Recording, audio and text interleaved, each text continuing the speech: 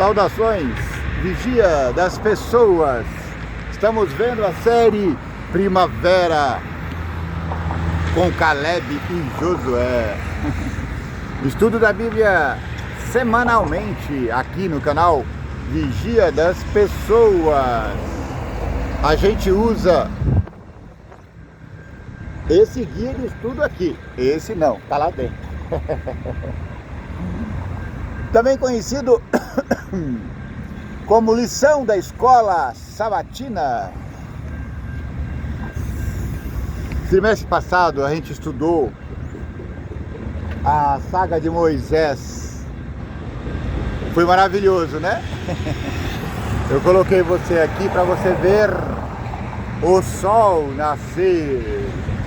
Bom dia, sol! Ele acabou de despontar ali. Então, no trimestre passado, estudamos a saga de Moisés pelo deserto do Sinai. Nesse trimestre, a gente vai continuar essa saga, só que mudou o comandante. Sai Moisés e entra em campo Josué. Nós estamos na lição, acho que número 4.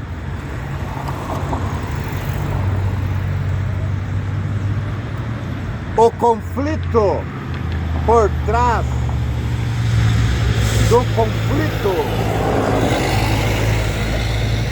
O autor dessa lição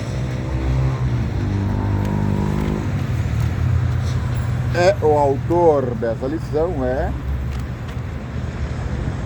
Barna Majariose. Barna Majariose é líder da Igreja Adventista do Sétimo Dia. Professor, pastor, um estudioso. Nós começamos a ver o conflito por trás do conflito. Nós vimos na lição anterior que existe uma luta, que é essa luta diária que a gente tem, que é a travessia do mar. Nós temos que atravessar o mar da nossa vida a cada dia. E mar aqui significando problemas, mar aqui significando relacionamentos humanos. Mar, águas na Bíblia são pessoas. Então, ao atravessar o Jordão, ao atravessar o mar, Moisés e Josué estavam mostrando que os perigos precisam ser enfrentados. A gente enfrenta os perigos e a gente os vence. Mas a gente não os vence sozinhos. A gente não os vence sozinho. Como que a gente vence? Com o poder do general do exército do céu.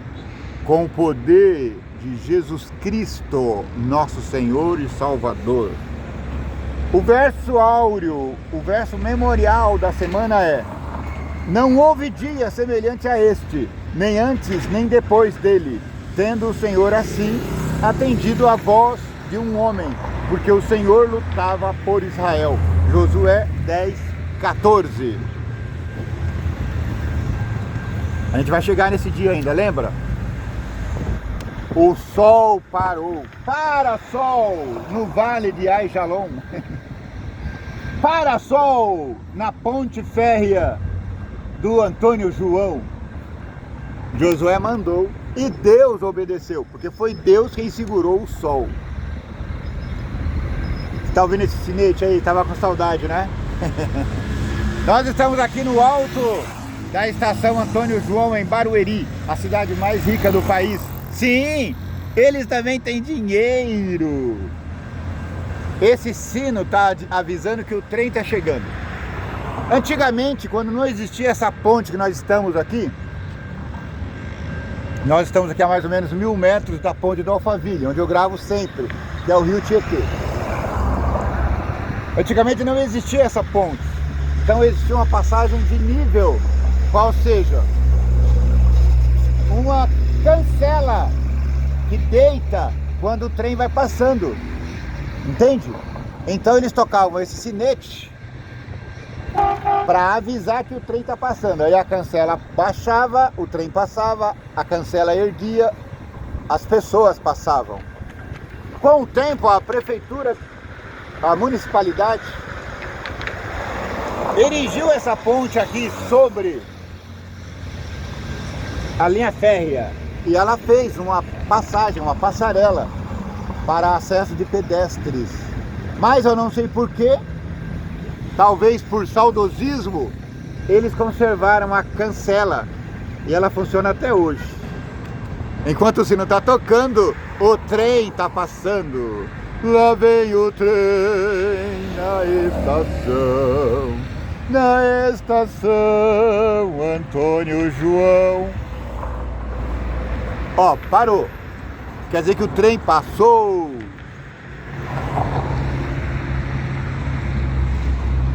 Hoje, segunda-feira, 20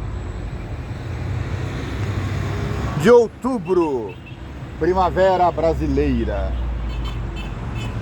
Guerra no céu. Ah, gente, permita eu falar as passagens bíblicas, acho que eu não falei na última lição que nós fizemos aqui. Então, para essa semana, para você compreender direitinho o contexto do que estamos falando, você vai precisar de ler Josué capítulo 5, verso 13 até o 15. Você vai precisar ler Isaías 37, verso 16. Você vai precisar ler Apocalipse capítulo 12, verso 7 a 9. Você vai precisar ler Deuteronômio capítulo 32, verso 17. Você vai ler Êxodo capítulo 14, verso 13 e 14. Você vai precisar ler Josué capítulo 6, verso 15 ao 20. O sol está lindo, magnífico e lindo. Josué entendeu que aquela batalha era parte de um conflito muito maior. O que sabemos sobre o grande conflito no qual o próprio Deus está envolvido? Leia lá Apocalipse 12, capítulo 7, verso 9. Leia lá Isaías capítulo 14, capítulo 12, Isaías capítulo 14, verso 12 ao 14. Leia lá Ezequiel 28, verso 11 ao 19. Leia lá Daniel capítulo 10, verso 12 ao 14. Esses versos, meus irmãozinhos, eles vão dar para você, para nós, o contexto dessa guerra que nós travamos aqui na Terra. Mas essa guerra não é nossa. Na verdade, nós não travamos. A guerra que nós travamos é contra nós mesmos. Humanos contra humanos. Guerra do egoísmo. A guerra do quem fala mais alto. A guerra do que você sabe que é quem está falando. A guerra de egos. Esses capítulos, esses versos que nós vamos ler hoje, que você vai ler hoje, aliás, aperta a pausa aí e leia, tá bom?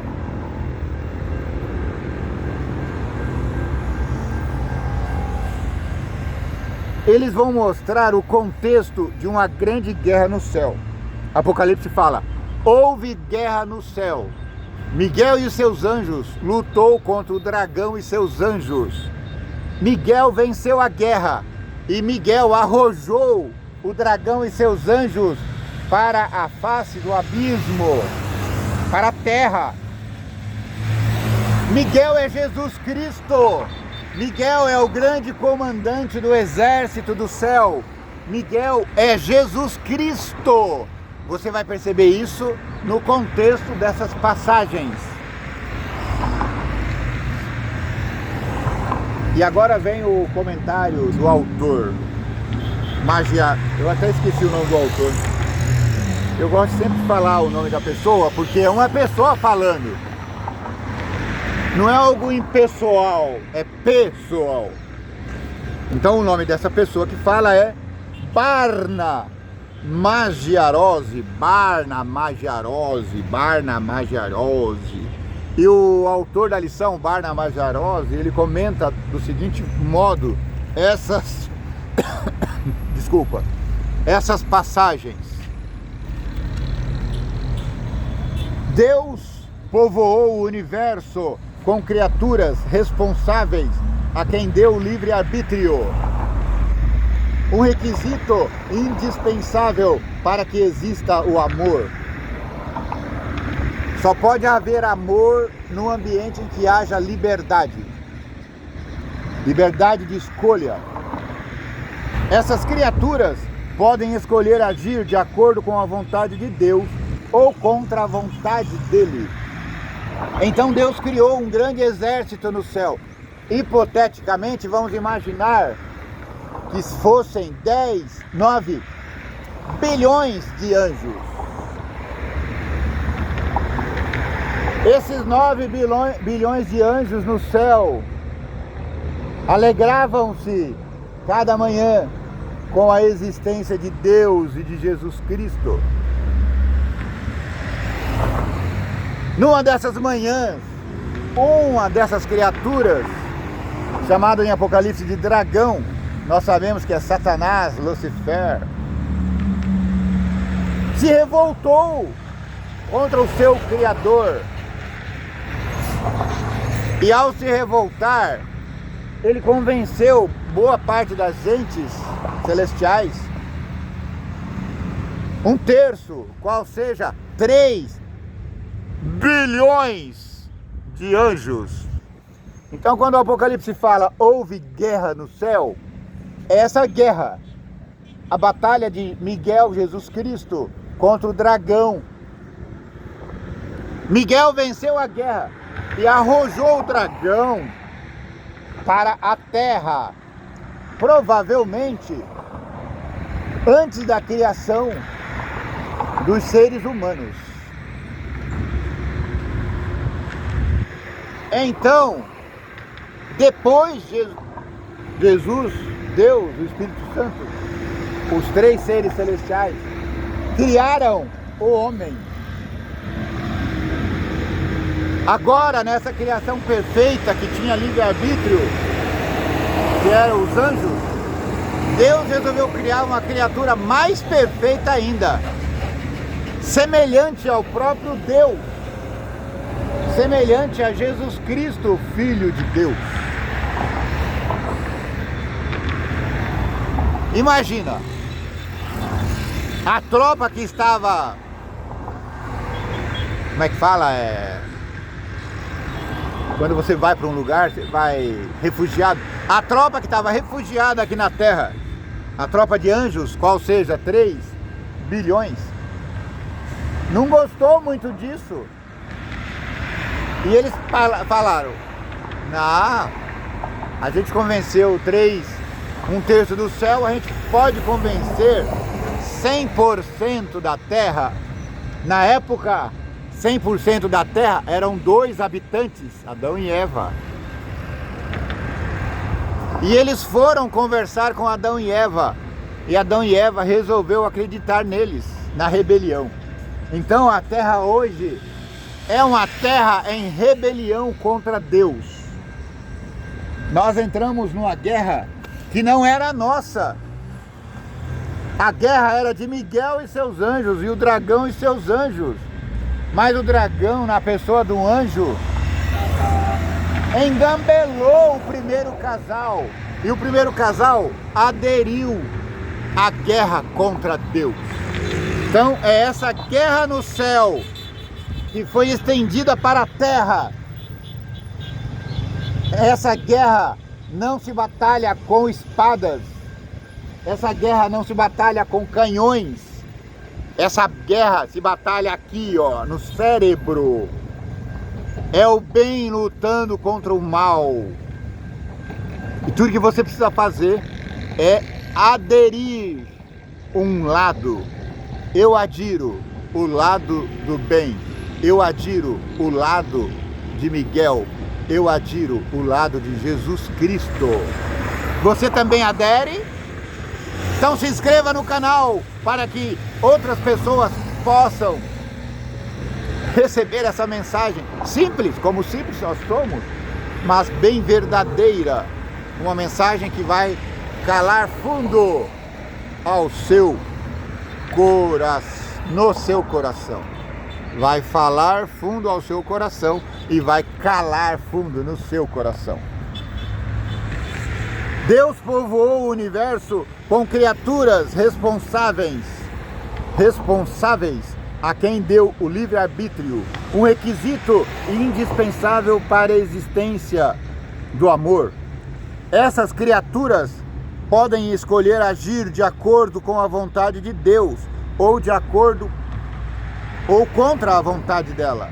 O anjo mais poderoso, Lúcifer, rebelou-se contra Deus e levou consigo muitos anjos, 1/3 dos habitantes do céu. Eu cheguei a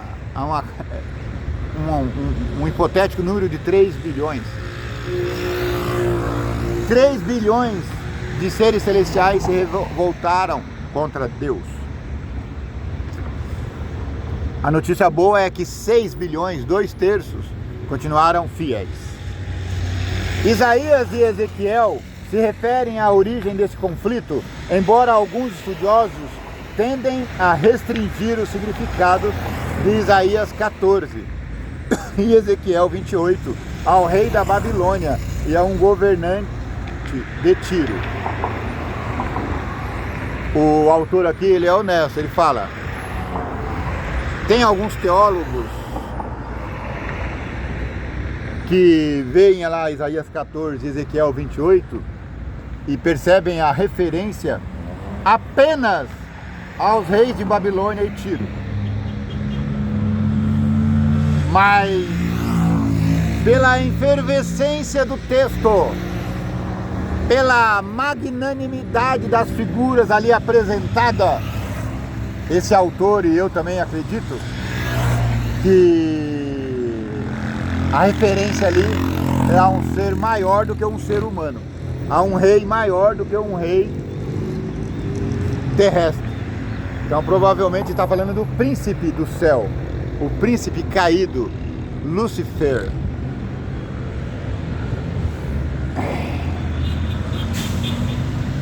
No entanto, existem várias indicações claras no texto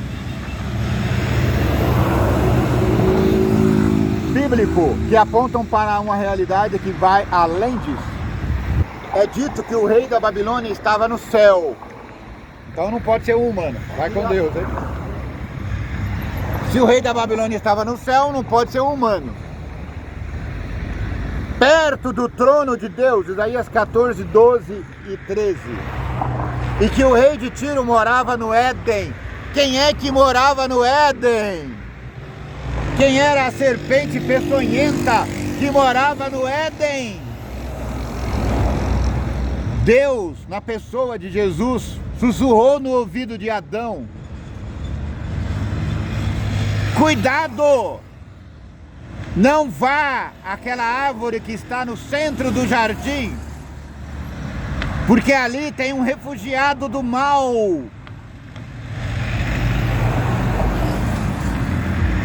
O primeiro morador do Éden não foi o casal Adão e Eva, foi Lúcifer e seus anjos. Ele era um querubim da guarda no Monte Santo de Deus. Ezequiel 22, 12 a 15. Nada disso é verdade sobre esses reis. Tampouco se pode dizer que algum rei terreno fosse perfeito nos seus caminhos. Ezequiel 28, 15. Então quem é que foi perfeito nos seus caminhos? Satanás, o dragão do Apocalipse 14. Apocalipse 12. E fosse modelo de perfeição, Ezequiel 28, 12. Consequentemente, esses personagens, permita-me corrigir, consequentemente, essas personagens apontam para além dos reinos literais de Babilônia e de Tiro. Isaías apresenta uma sátira, Isaías 4, 14:4. Sátira ou parábola em hebraico, mashal, que transmite um significado que vai além do contexto histórico imediato. Nesse caso, o rei da Babilônia se torna um exemplo notável da rebelião, autossuficiência e orgulho. Da mesma forma, Ezequiel faz uma distinção entre o governante de Tiro, Ezequiel 28:2, e o rei de Tiro, Ezequiel 28:11 e 12, onde o príncipe que estava ativo no domínio terrestre se tornava símbolo de um rei que atua no domínio celestial. De acordo com Daniel 10, verso 12 ao 14, esses seres celestiais rebeldes tentam impedir o cumprimento dos propósitos de Deus na terra. E é à luz dessa conexão entre o céu e a terra que precisamos entender as guerras de Israel ordenadas por Deus.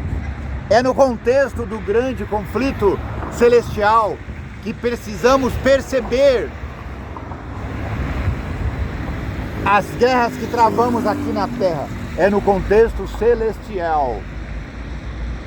Em última instância, a guerra é de Jesus Cristo contra Satanás. Satanás matando Jesus Cristo na terra, na cruz, simboliza o ápice da rebelião contra Deus, predita lá em Gênesis 3:15. Elas deram manifestações terrenas do grande conflito entre Deus e Satanás, entre o bem e o mal. Tudo em última análise com o propósito de restaurar a justiça e o amor de Deus em um mundo caído. De que maneiras vemos no mundo ao nosso redor, em nossa própria vida, a realidade dessa batalha cósmica entre o bem e o mal? A maldade gratuita do homem. Você tropeça numa maldade a cada minuto. E pasmem, às vezes nós somos os maus fazendo outros tropeçar.